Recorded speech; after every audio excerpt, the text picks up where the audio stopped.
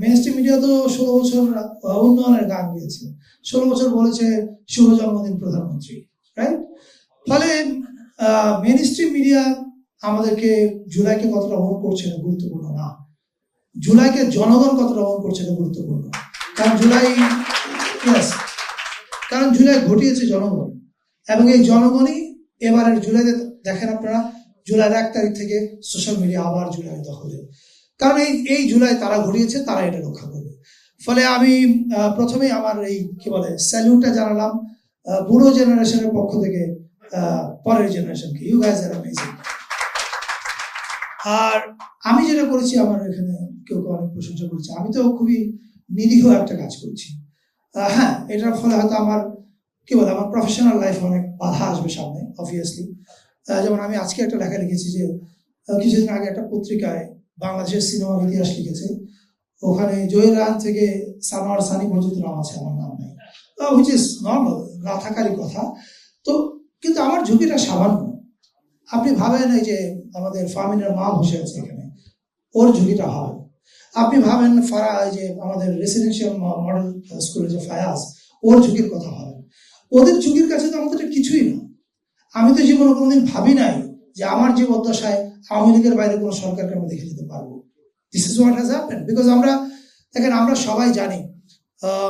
আমি আমার মূল জায়গায় যাওয়ার আগে জাস্ট জুলাই নিয়ে কয়েকটা কথা বলে নিই, তারপর মূল জায়গায় যাব। আমি 17 জুলাই 2024 তখন আমি অস্ট্রেলিয়া, আপনারা জানেন যে আমার 2024 ব্রেন স্ট্রোক হয়, তখন আমি ট্রিটমেন্ট চলছিল। তো ডাক্তার এবং আমার ওয়াইফ আমাকে বারবার বলছে, না তুমি অনলাইনে বেশিক্ষণ থেকো না। কিন্তু ইটস ডিফিকাল্ট, আপনি এতগুলো মানুষ মারা যাচ্ছে আর আপনি আরামে বসে থাকবেন, এটা খুব কঠিন।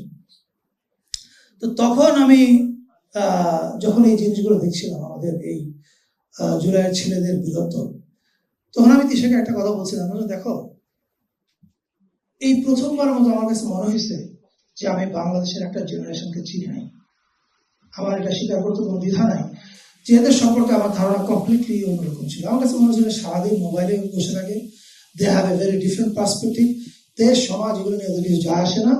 এবং আমরা সবাই জানি যে আমাদের দেশটা আসলে আওয়ামী লীগের দখলে ছিল না। আওয়ামী লীগ তো একটা জাস্ট মুখোশ মাত্র।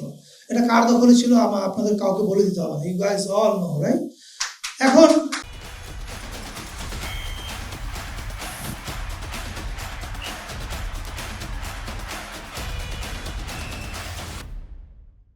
আমি 17 জুলাইতে একটা লেখা লিখছিলাম আমার ফেসবুকে। আমি বলছিলাম যে দেখেন, আপনারা যারা মনে করছেন এটা কোটা সংস্কারের আন্দোলন মাত্র, তারা বোকার সঙ্গে আছেন।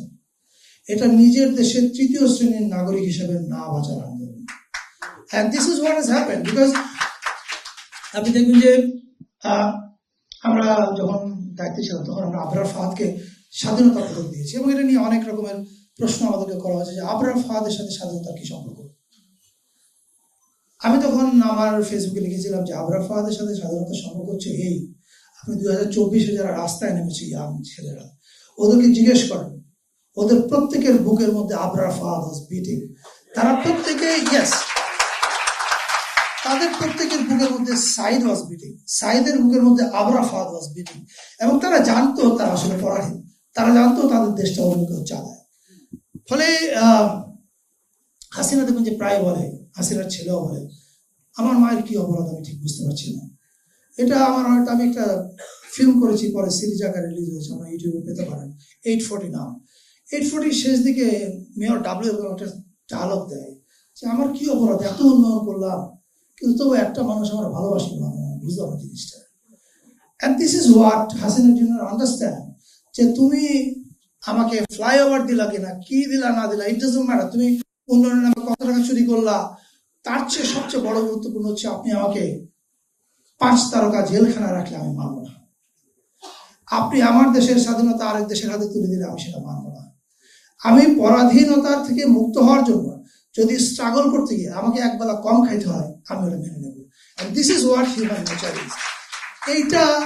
এইটা জুলাই আমাদেরকে গিফট করছে, যে কারণে আমরা প্রত্যেকে এটাকে দ্বিতীয় স্বাধীনতা বলি। দ্বিতীয় স্বাধীনতা নট যে আমরা একটা নতুন দেশ পাইছি, এই অর্থে যে আমরা আমাদের সার্বভৌমত্বকে ফিরে পাইছি এই জুলাইয়ের মাধ্যমে। ফলে এই হচ্ছে আমাদের কাছে জুলাই।